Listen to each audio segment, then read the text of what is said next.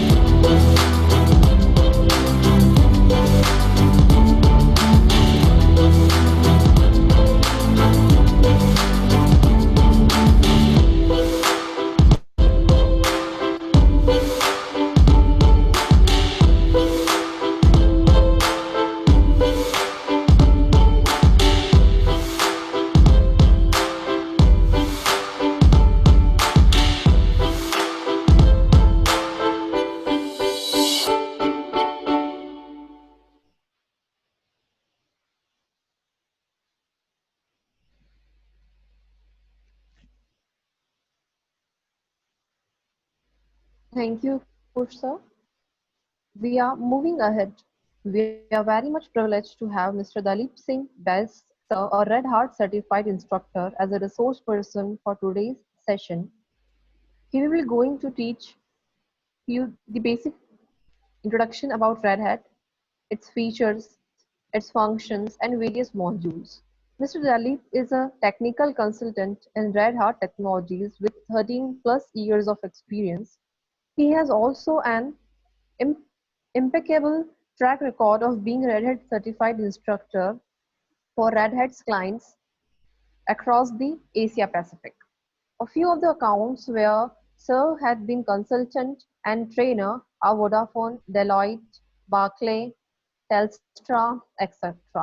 He had done various certifications from Red Hat. I would like to mention few of them. Red Hat Certified System Administrator, Red Hat Certified System Engineer, Red Hat Certified Specialist in Security Linux, Red Hat Certified Specialist in Virtualization. With such a large profile and huge experience, he is with us for 3 days workshop. Thank you, sir. Thank you so much for being with us. Now, I would like to invite Mr. Dalip Singh Baid, sir, to begin the session. Sir, please. Thank you, ma'am. Thank you. So I'll just start my screen share there. So good afternoon, everyone, and thanks for joining in. I do understand it's a nice weather in Indore with rain, light rain going in. So definitely you would want to go outside, but I won't suggest to go out because of this entire pandemic situation. I also belong to Indore, so I know how Indore is and how the weather is in Indore. Okay, I mean, definitely Niti ma'am did tell about myself. So I would say the list of certifications that's anyway is like not big, okay, in terms of, but yes, I am an Red Hat certified architect level 8. I lost two certifications. I mean, they got expired in month of October, and because of this entire scenario, I couldn't recertify myself, but that's fine. So I, in fact, started my career a long time back. It's not 13 now, it's somewhere around 16 years now. I've been in this industry. I'm so sorry that I'm not able to switch on my video. You guys will not actually agree to me on showing that video because of this entire work from home. So I haven't shaved myself. My beards have gone very big. My mustaches have gone very big. So that's the reason I'm not coming in. But yes, the image that you see in front of yourself, that is how I typically look like. But there was an intention actually behind putting that image in this manner. It clearly says my code is open, right? So I won't be actually talking about any of the Red Hat technologies today. That is not my intention to bore you with all those things today, right? My intention today will be to take you through a journey that, okay, what exactly do we mean by open source? Where does Red Hat stand in that particular world? What exactly, or where do we stand when we talk of open source, right?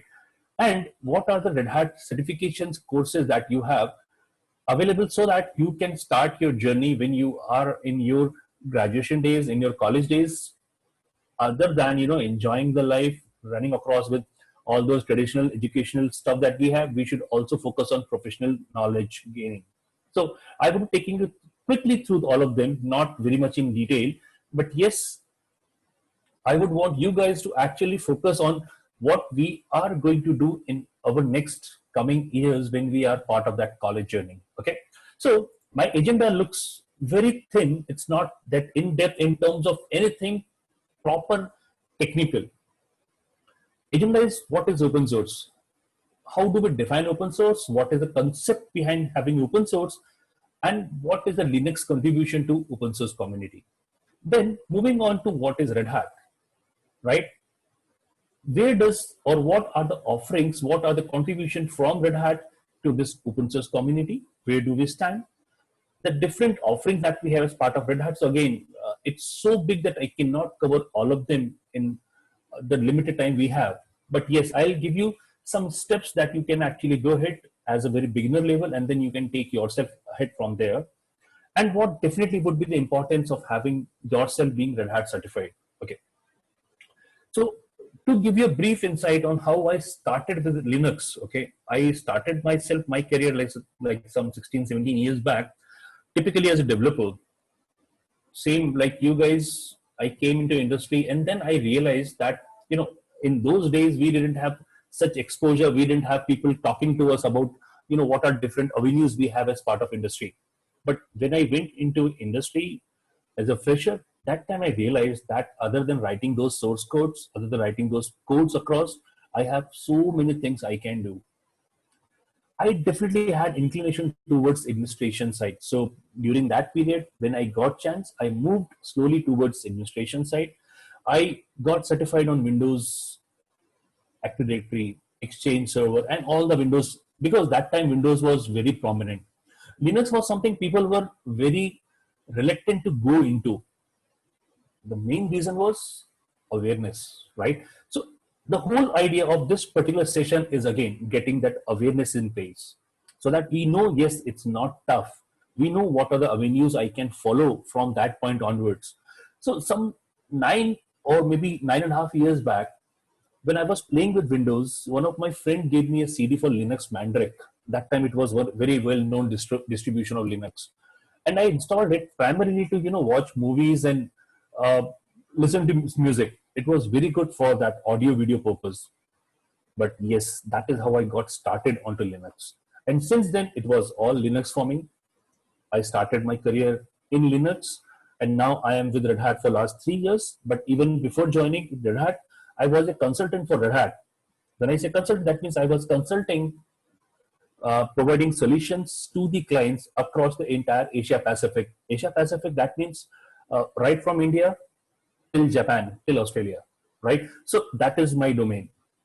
I deliver my trainings, I deliver my consulting projects on emerging technologies, which are Ansible, OpenShift, OpenStack, right? So these are the hot products that we have as part of Red Hat in today's infrastructure, right? When it comes to automation, when it comes to containers, when it comes to defining those virtual environment, we have these solutions. But those are, as of now, a long journey for you people. Okay, so I'll take you slowly towards this journey. What is open source? Moving on to that point of time, I would be welcome to questions also. I would like to answer them as well. But let's keep all those Q&A at the end of this particular discussion. Okay, so you can keep your questions in hand, and at the end, I will definitely answer all your questions. So when it says what open source, so what do I mean by open source? We all know open source, right? We all talk about open source. Okay, this product is open source, this software is open source, this application is open source. But have we ever thought about what exactly do we mean by open source, or how even exactly this term came out of, right? So open source, basically, what does it refer to? So basically, it says when you say term open source, it is used to describe a software which was basically proposed by people in a movement that was called as Free Software Movement. Some of you would have heard of that, FSF, Free Software Movement, right? Free Software Foundation. This open source model, basically nothing but it's a decentralized software development model. So when I say decentralized, this means that I am not doing something as a part, but we are doing these as loosely coupled points, endpoints or modules. And when it comes across, we'll try to, coordinate among the participants who are part of that particular infrastructure. And based on that, we will be going ahead, creating an open collaboration between those people who would be going ahead to develop it, right? So what are we getting here? We are getting here as something which we call as peer production. When I say peer production, means my colleagues. We all as colleagues, individual units, we are going ahead writing those products, writing those source codes, right? It might be anything. And this source code, these products that we are making are now freely available across the public domain. That means there is nothing as proprietary in there, right? So based on this entire stuff, whatever innovation was happening, whatever production or products were created, those were basically goal oriented. Even then, they were coordinated loosely with the participants. That means even if it is something that might have some economic value, I don't worry. Me as a contributor or you as a non-contributor, we all have the same access to the product. Okay, so this was the whole thought process behind any open source product, where you would have a permission to use that source code, where you would have a permission to access those design documents or even content of those products, right? So these source code, they are definitely released under some kind of license. Otherwise, if we don't have a license, then we won't have a control over those products, right? So these license, typically you would have something as GPL, right? General Public License, or GNU public license. So these are different licenses that you would find. Again, we have different versions also, but you would find these licenses are there, so that as part of these free software that we are releasing for you, but we also have certain conditions that you need to fulfill and you need to agree upon, right? So what is the first condition, and what I would say is the foremost condition? The foremost condition is you are free to use our softwares.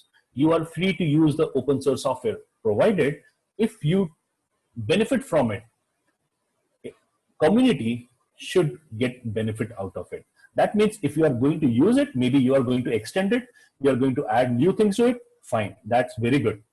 But since we contributed towards it, so it's your job to contribute it back towards the community also, so that whatever you have done, we would be benefiting out of it, right? So that is something which we kind of consider as part of a public license or a GPL. In this case, these things will not be proprietary.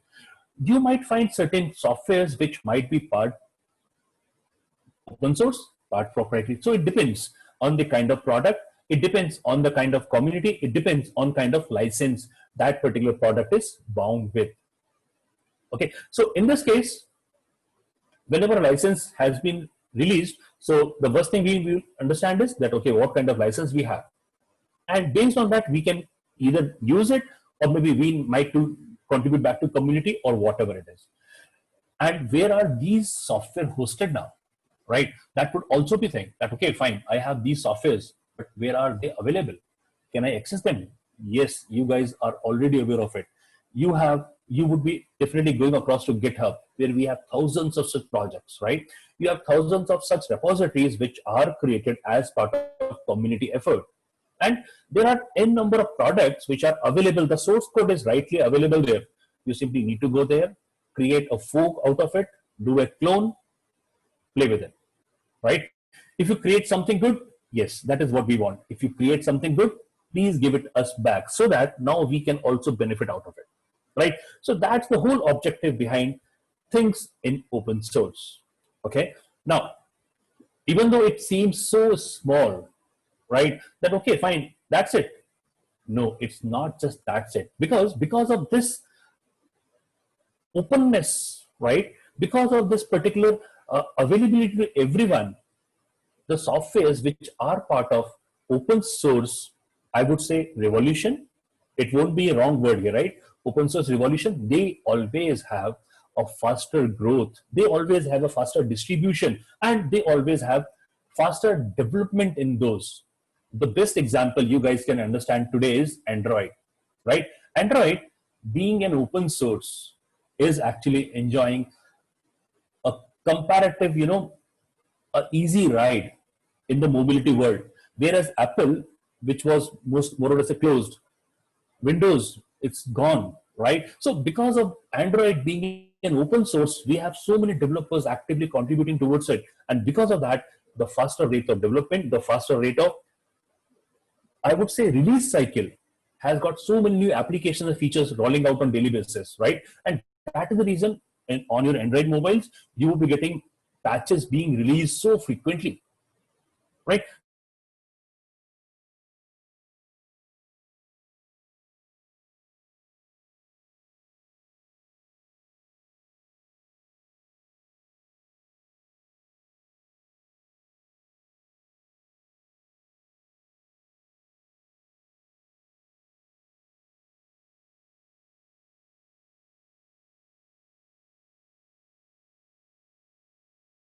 So that, see,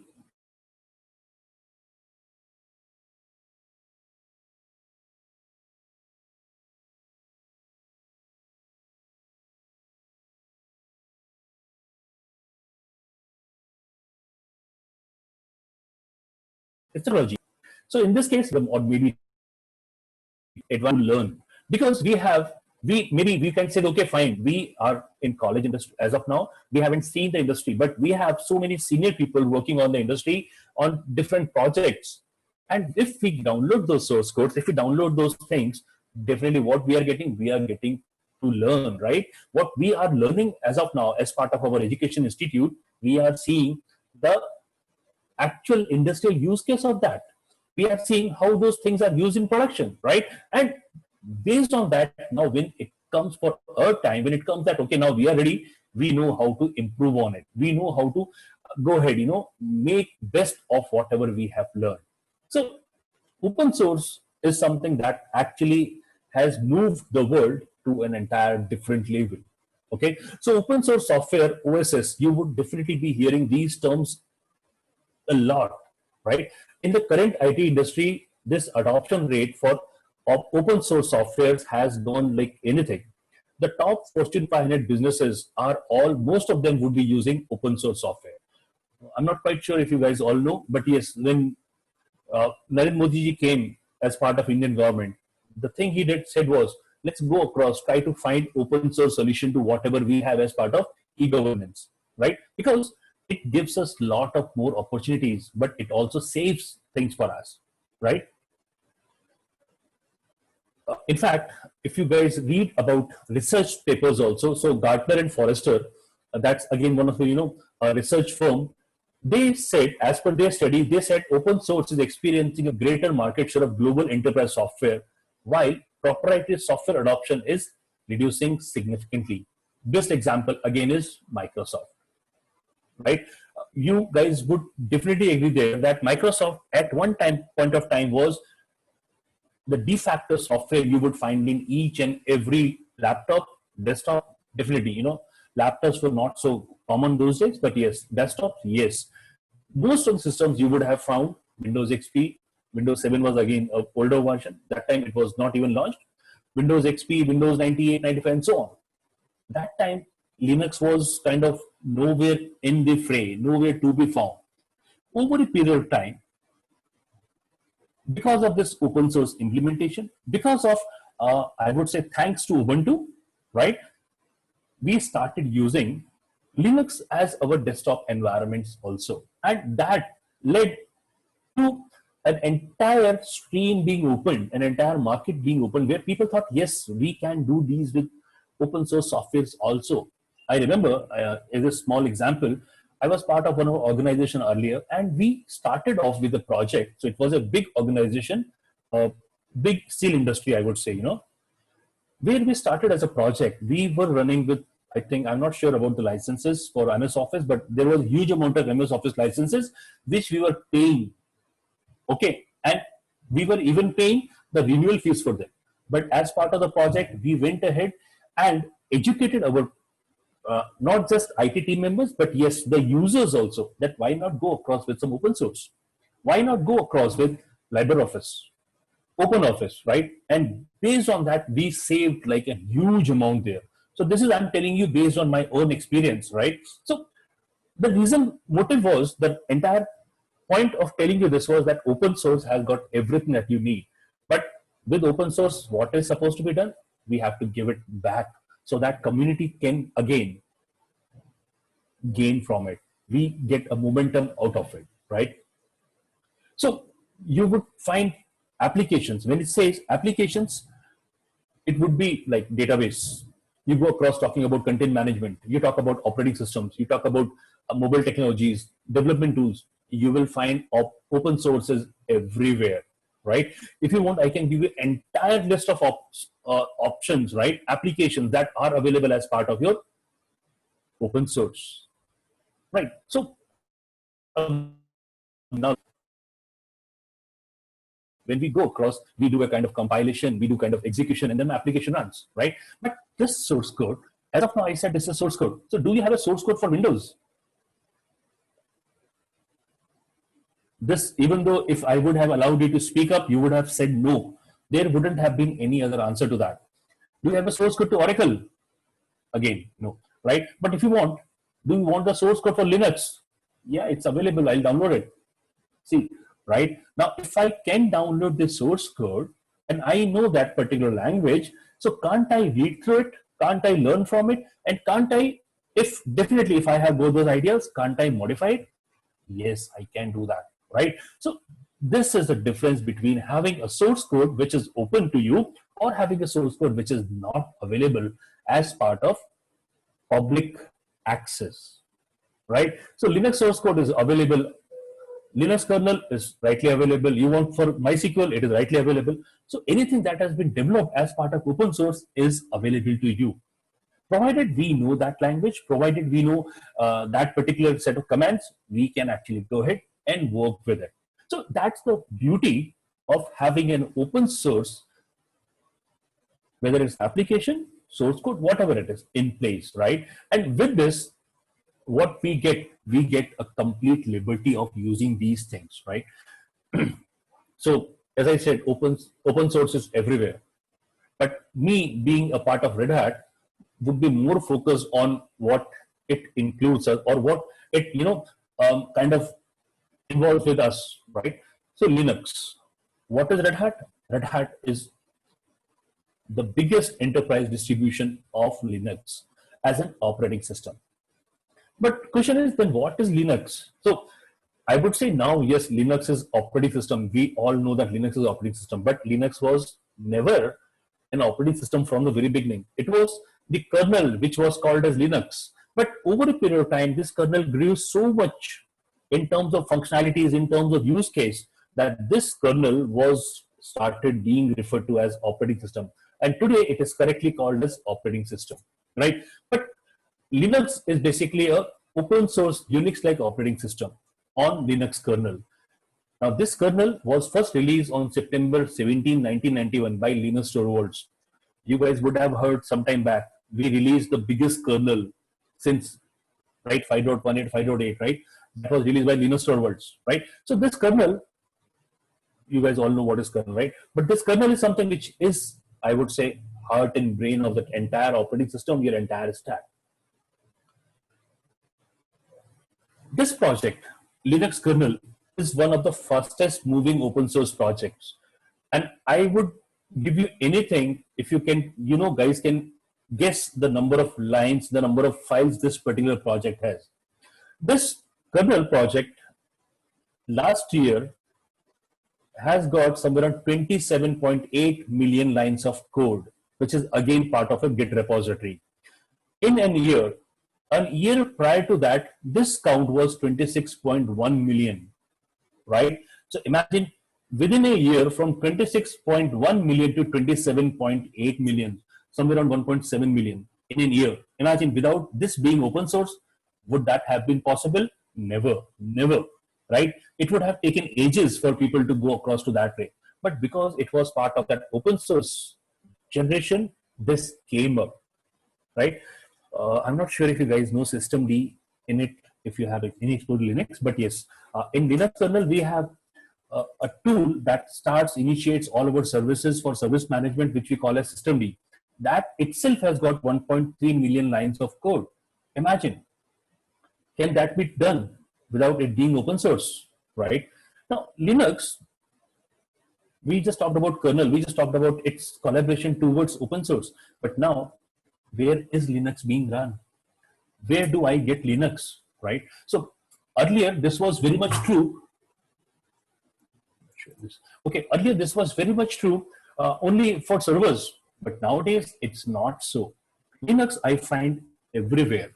You go across to buying a smart TV, the very first thing you find is Linux enabled, right? When you go across, you find YouTube, Amazon, all these things are there. Why? Because these TVs have been using something which we call as embedded system. And on those embedded systems, what OS is running? Linux, right? You all must be knowing about Raspberry Pi. So you would have definitely played with Raspberry Pis, right? So ARM processors. So what are these? Right? So these all are boxes. These all are embedded systems which run with Linux as a kind of operating system.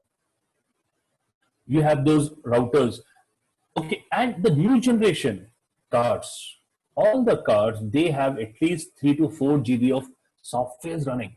You go into any high-end car, you would find that yes, everything goes so nice, right? Why? Because we have all kind of softwares being installed. Fighter jets, I'm not sure if you guys actually know, those jets, they will have Linux onto them. Warships, submarines, definitely they have a very closed development cycle there, but yes, all of them run on some or other variant of Linux, right? So Linux is one, as the reason I said, it's one of the biggest and fastest moving open source project, right? I gave you so many examples. I think that would definitely, make you try to read something more on there. Now, in front of you, you have some open source softwares. I just don't want to talk about in terms of, figures only. You definitely would be able to identify a lot of them. Tux, Linux, MySQL, Odoo, Apache, Joomla, WordPress, OpenOffice. So we have so many, and trust me, if I try to put each and every icon on my screen, it won't fit in. Even if I try to reduce it as much as small as possible, there are so many products that you have as part of community, right? That these products are so many in numbers that you can never even go across and put them here. You just talk about, okay, do I have a solution for this? Yes, my dear friend, you have these solution, not this solution, right?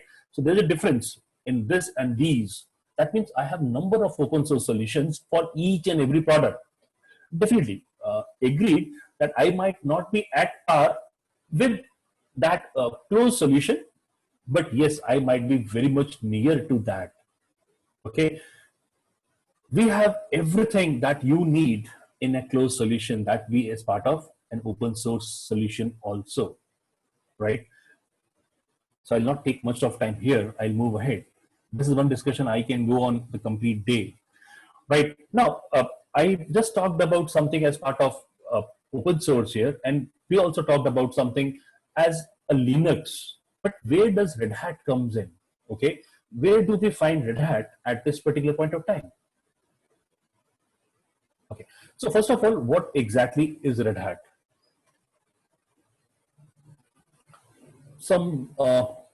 Red Hat was founded in March 26, 1993. So it's actually been a lot of time, 25 years, right?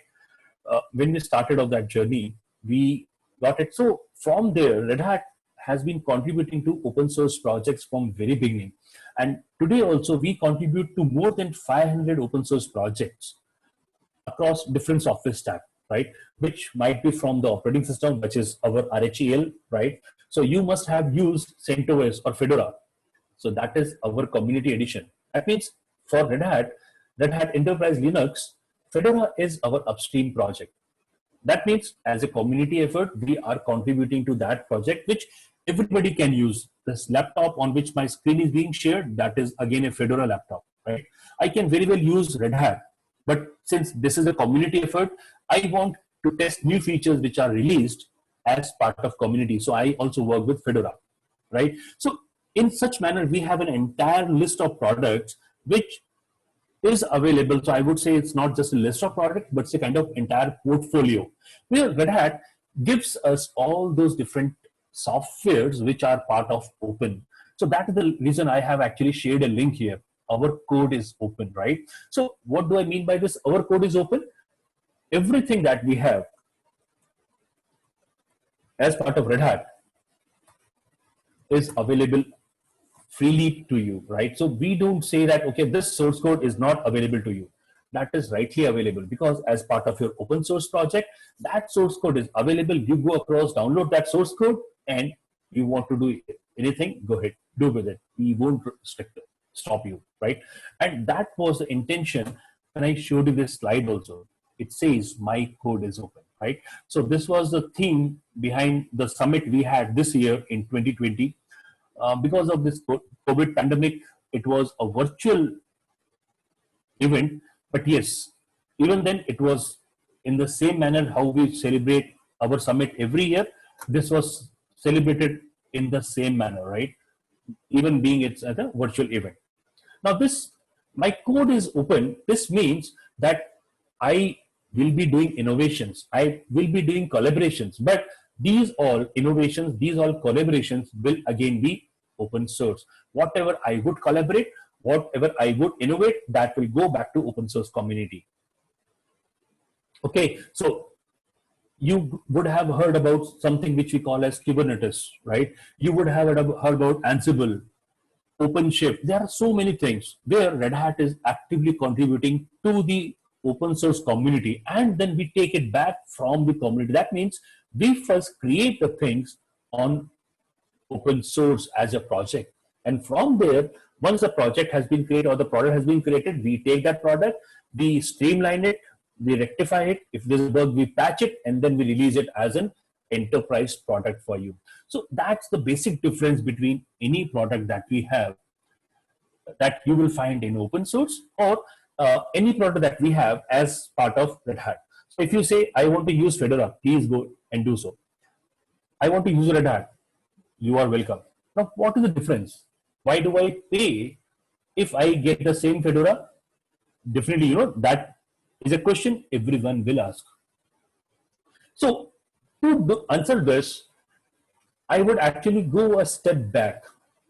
And to answer this, when I go a step back, I would talk about some of the challenges that we get as part of open source adoption.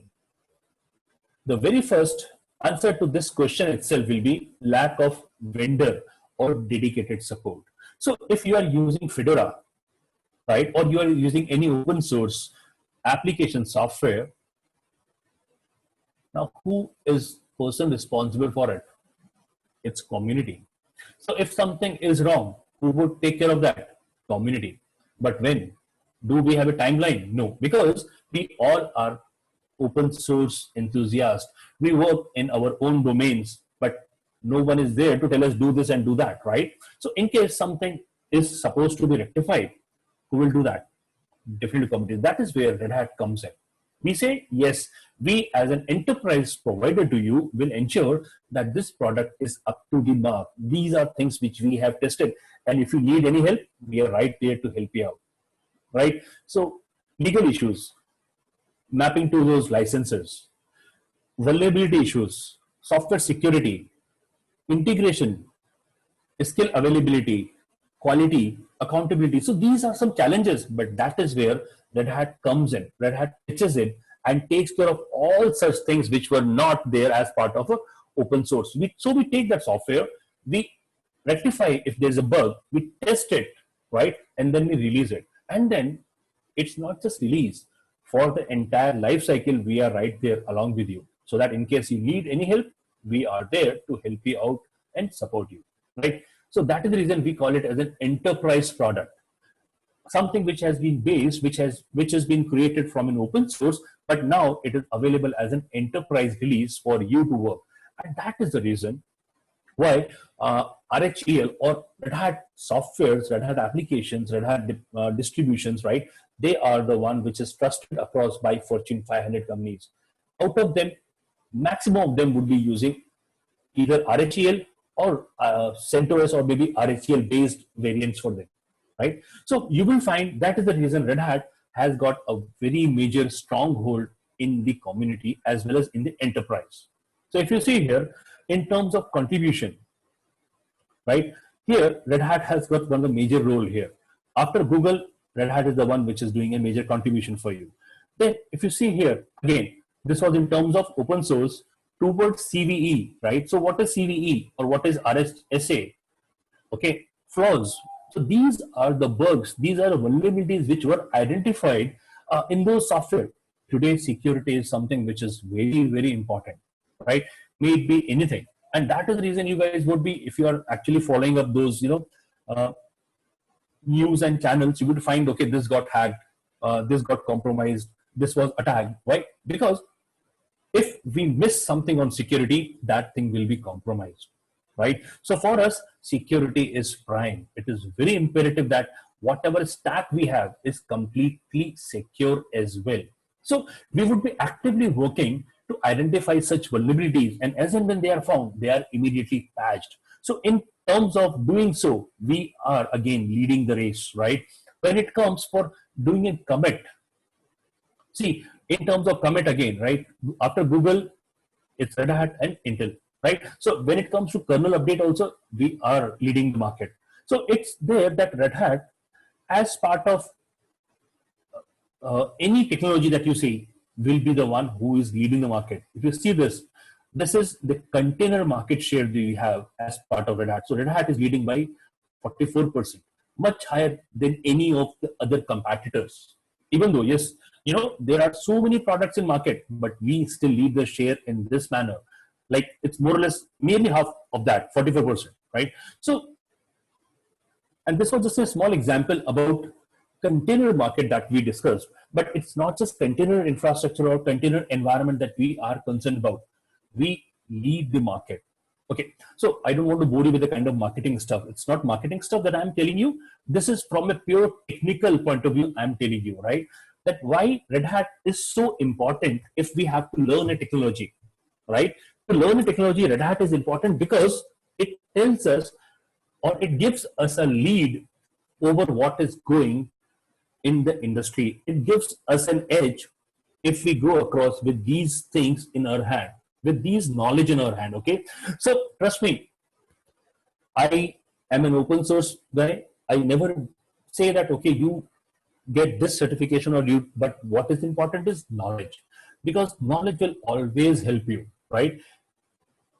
So you have so many ways of getting those knowledge, gaining those knowledge. It's entirely up to you how you get this. But as Red Hat, what do we offer? So again, this was not easy for me to put it into this slide, you know. So if I say RHEL, cloud computing, OpenShift, OpenStack, so these are just headings for us. In these headings, we have an entire technology stack available to you, right? Under OpenStack, we have an entire technology stack that is available to. So these are very broad categories that I was able to put onto this slide. Otherwise, if I just go on trying to list all those things, they'll never fit in. Okay. I'm not quite sure if you guys would have heard about Kubernetes. You would have heard about VMware. You would have heard about OpenStack, right? Ansible is an automation. Then there are something like JBoss, Ceph storage, Gluster. So if this track is like anything, right? And if I just take this Red Hat Enterprise Linux, so if I ask you, okay, what we have here, I'm sure people will say this is just OS. But then that's where my discussion would start. That, my dear friend, this is not just OS. This is a platform. This is a platform which will enable you to do anything on top of that, right? So RHEL itself is your first stepping stone. If I know RHEL, that means my foundation is strong, then I can do anything on top of it, right? So RHEL, for at least for you guys at this stage of time, would be the first stepping stone, the first journey that will lead you to any of these on Red Hat platform. Like I said, I am Red Hat certified architect level 8 as of now. I got 3 certifications, in fact, expired. That means I was level 11. If I was level 11, that means I would have done somewhere around 17 or 18 certifications from Red Hat. So this is the reason I said the list is very big, right? But what I meant was that there are so many technologies. So I was not talking about the certifications. I was talking about the technologies that you have, right? So you have so many things that you can do. When you think that, okay, fine, I am done with my graduation. I am done with graduation. I am a graduate. But the biggest question will be, right, now what do I do? The reason I'm saying is this, because I was a graduate once, ages back. And when I went into industry, that was the question. Now, what should I do? And that time, trust me, we didn't have much options. We had very limited set of things that I can think of and perform. But today, you have an entire horizon in front of you, right? You just need to identify and go ahead. So that's the reason you guys can always go ahead. Now, RHEL 7, Red Hat Enterprise Linux 7, which is an operating system variant for us, but we also have RHEL 8. 8 was launched some 3, 4, or I would say maybe 6 months back, right? So we have these two variants of Enterprise Linux operating system. Basically, these are different versions, right? And we have some courses which you can always go across. So I would say, don't say, but if you go across onto Google and look for RH024, right? This is a free overview course, which tells you that what would you get as part of different tracks that we have, right? So all of you, when you have time, just open google.com, go to RH024, right, on Google, and it will go across, take you to the site which says a free course, right? So this free course tells you exactly what we get as part of journey of Red Hat System Admin 1 and Admin 2. Post that, you get a certification, provided you pass the exam. And from there, you go across to do RH254, which is Red Hat Certified Engineer. Now, this course, if you have done and you talk to someone, you know what people will have respect for you. Why? Because everything is hands-on. We don't believe in talking. We don't believe in objectives. Objectives are okay, fine. A sahi nahi hai, B sahi hoga. Take it. No. We want you guys to be ready, industry ready. That means if I say that you have done RHCE, that means yes, you know these things, because we would be testing those scenarios when we are going to ask you to appear for the exam. Everything will be scenario based. So if you go across and talk to any, someone who is coming for an interview, they at least will have an assurance that this guy, if he is RH254, so sorry, it's guy or girls. If he is 254, then at least he should be able to do all these things. Let me just go ahead and check that, right? So that is where we have our focus. So it's something that you get as part of your knowledge program. Same way for RHEL 8 also. Now we have RH294, right? Why is this? I tell you. So this was again a thought process that industry is now moving towards automation. Earlier we were doing things, manually. I was doing a lot of things as part of my manual deployments, running those scripts and all those. We thought, why do it? Why not try to automate that stuff, right? So RHEL 8 is very much closer, or I would say very much connected with automating things, right? So using automation, using a lot of SaaS-based tools, this particular training to RH294 is how we can automate things, right? So if you know about Ansible, this is more or less towards Ansible, where you understand, okay, fine, how do I write a playbook that will allow me to do any task? If I want to connect to maybe a web server, can I do that? If I want to connect to maybe a container, can I do that, right? So using all these things, you would be understanding, you would be trying to play the things, and trust me, this is how industry is moving today. This is how we do the enterprise workload today. We don't do things manually. Those manual tasks are gone, right? Administrators' job role has changed. Developers' job role has changed. So industry has shifted from the day, I would say, I started doing my job, right? I have seen so many transitions happening that you guys won't even think about it at this moment of time. But yes, I would frankly be telling you that I used to work on the first system, the first computer which I worked, that had 4 MB of RAM and I think 40 MB of hard disk. Imagine 4 MB of RAM. You guys would never even talk of that. Your mobile would have somewhere around 8 GB RAM, right? But I have worked on 4 MB of RAM.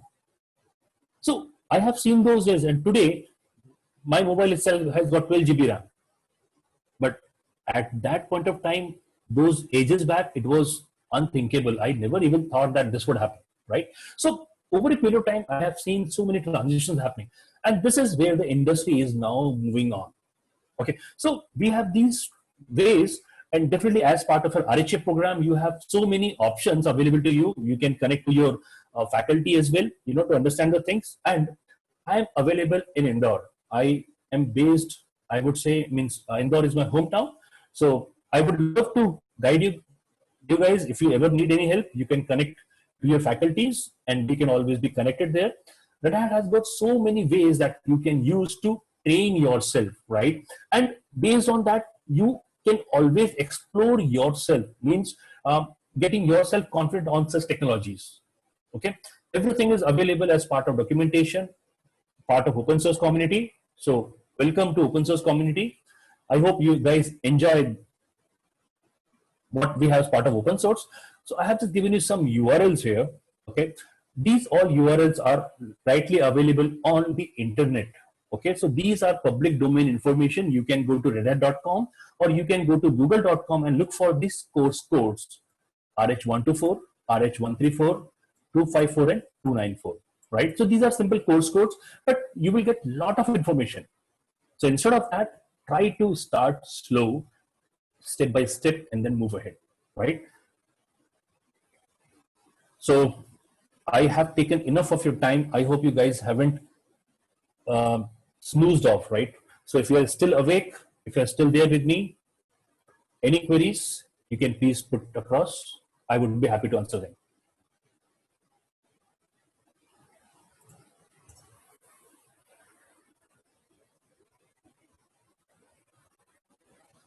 How do I get this? Yeah.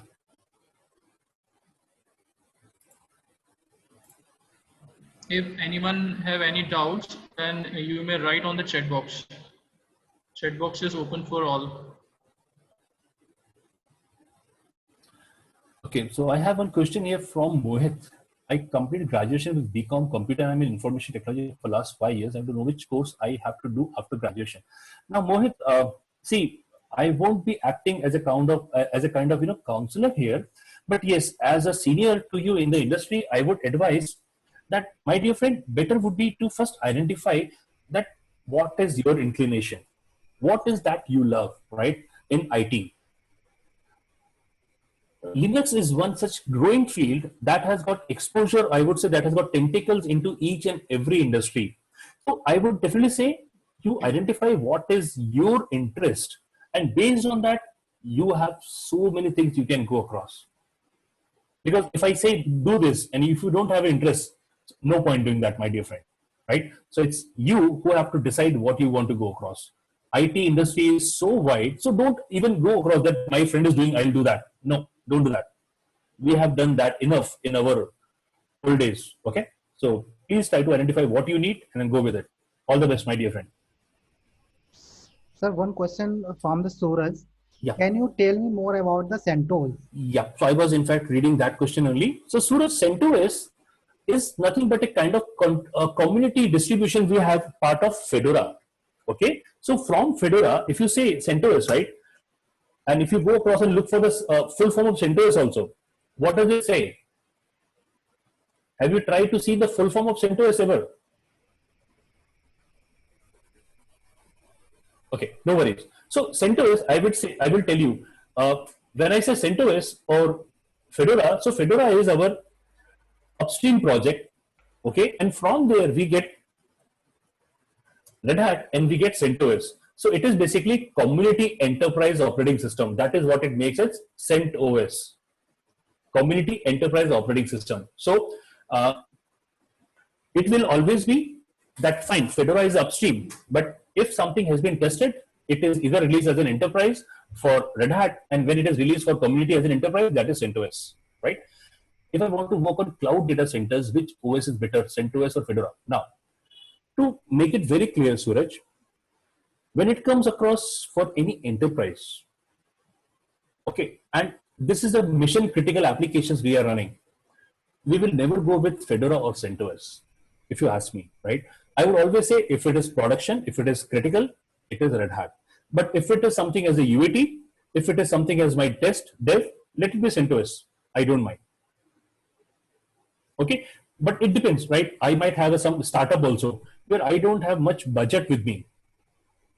And fine, I could still go with CentOS, but keeping something in mind that I might have some I would say yes, some issues in it, because CentOS again is open source community.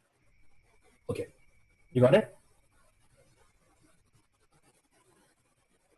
Sir, one more question from Azban Khan. I can't pronunciate his name.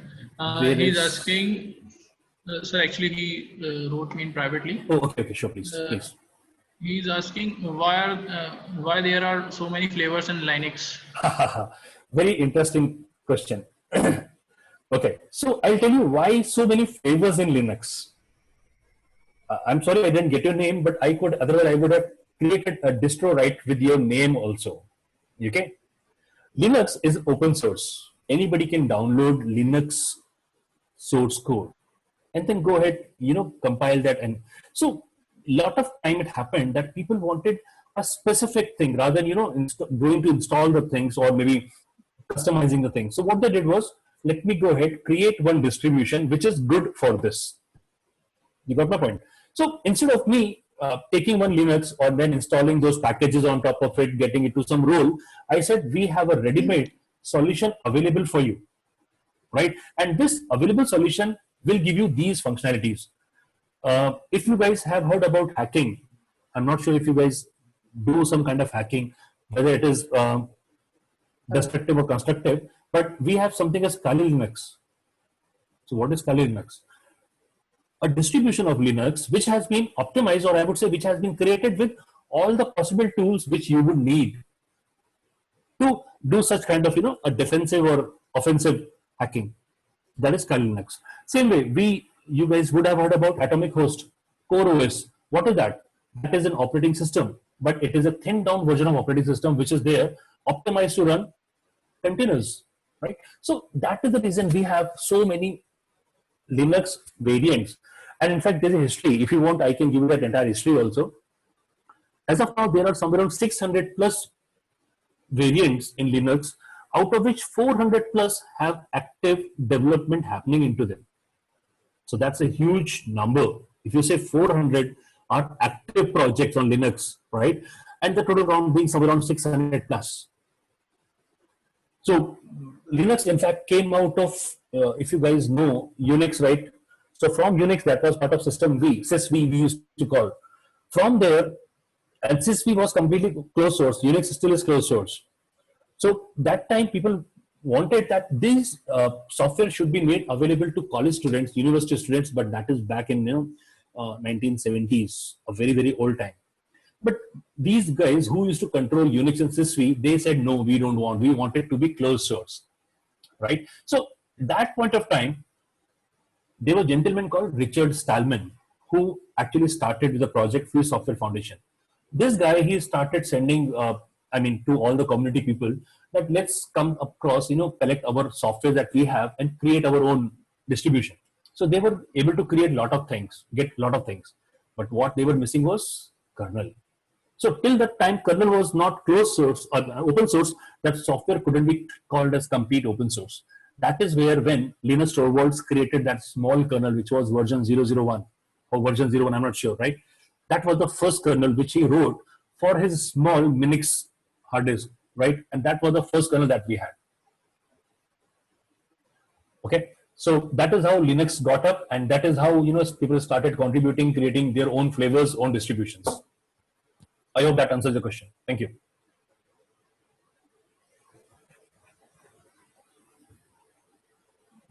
Yeah. So, any other questions? You guys can ask me, please. No more question right now. Okay. Thank you. So, sir, I have a question. Yeah. Sir, could you tell me about the objective Red Hat Linux? Objective of Red Hat Linux. What are the objectives? Objective. Yeah. See, when you say Linux, right? So it's an operating system.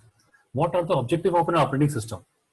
To give you a platform on which you can do your development, you can do your deployment, and you can do your management, right? So this is basically a platform. It's an operating system which allows you to harness the capabilities of your hardware. So Red Hat Linux is not just for your laptops, right? Red Hat Linux runs on very high-end servers also. Okay. Right? So it is there for lot of things. It's not just small desktops or server that you are running. It is used for high-end edge computing as well. So if you go into data centers, if you go into big massive servers, all those enterprise servers, you'll find RHEL is running. If you go across to IBM, IBM has got big machines. You'll find Red Hat is running there. Okay, that's fine. Could you tell me the importance of Linux or the Red Hat Linux in the perspective of job opportunity or the? Okay.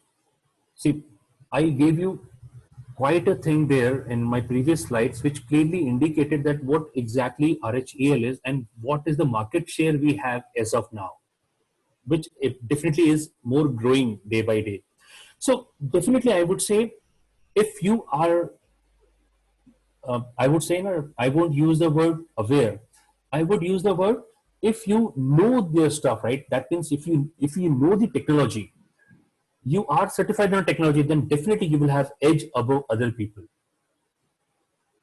Okay, getting job, definitely today's scenario is not so straightforward as it used to be earlier. But yes, we definitely need to have all the tools and tricks with us. So getting trained, getting the knowledge also, not just trained, getting the knowledge and then getting certification, that will always give you edge above other candidates who are there or your compatriots who are going for such things. We even have a lot of people joining Red Hat directly as part of campus placements also. Okay. One more question. Yeah, please. What is SE Linux? SE Linux. Okay. Yeah. see, SE Linux is security enhanced Linux. Okay, so when I say security enhanced Linux, this means that whatever things I am running on my operating system, it is closely governed and monitored by a kernel tool, that is SE Linux.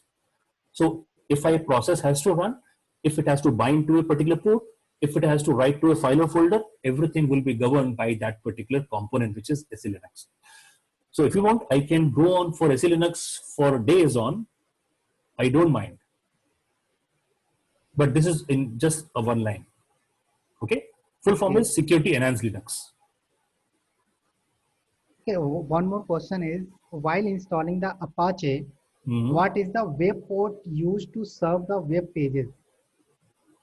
You are testing me? No, no. Not at all. Not at all. Then what is this question?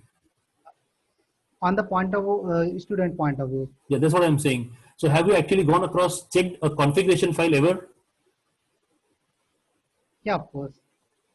Then what is the port in that configuration file? It's 8080. Have you checked that it's 8080? Yeah, it's a two port basically used 80 and 8080. Right. So 8080 is always commented or it's uncommented? It's commented. If it is commented, then it is not available, right? Okay. The default web servers will run on port 80. Okay, no problem at all. Students, if you have any question, you can ask. One more question is, yes, please, from the Mohit Chaudhary. I am pen tester right now, using all my work with the Kali Linux. Okay. If I want to know what the difference between the Red Hat courses and the offensive security courses. Okay. See, Mohit, if I say pen tester, right? So you are just using some tools, maybe Nmap or some kind of tools, right? Not much more than that. Kali Linux gives you all such tools. I myself did what you have, CEH and all those, and long time back, right?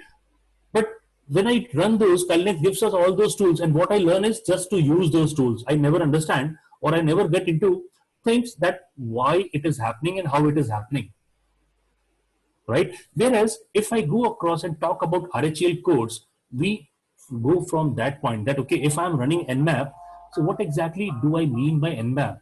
It is connected to a port, but how do I get a port? Port comes from a process. So what is a process? How does it run? You get a point there, Mohit, right? So Kali is something you are actually leveraging what you have learned. And that is the reason, if you want to be more effective running those pen tests, you need to understand the bottom layer, which is your operating system. That is where Red Hat course will help you to understand it. Okay, Mohit, does that answer your question?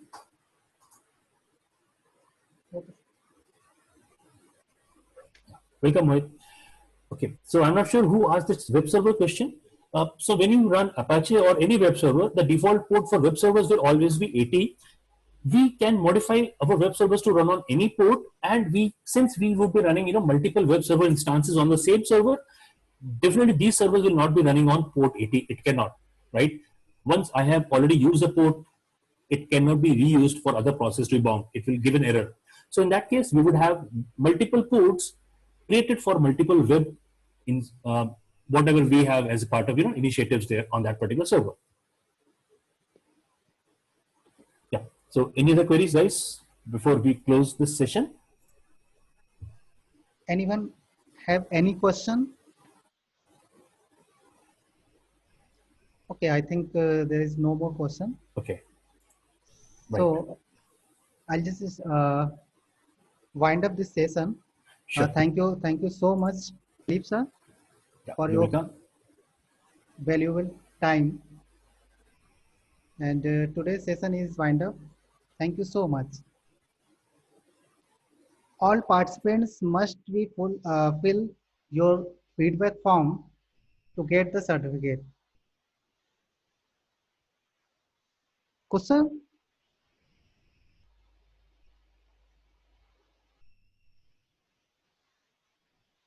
Question?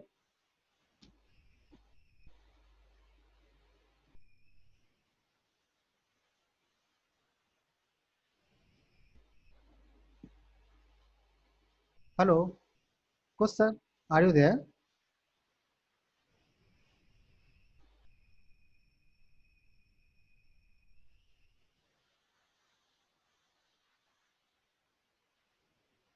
Hello.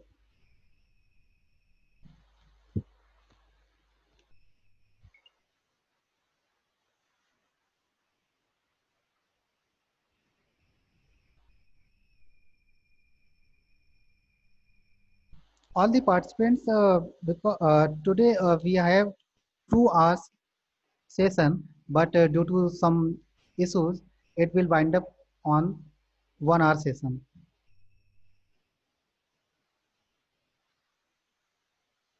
Hello, Kush sir.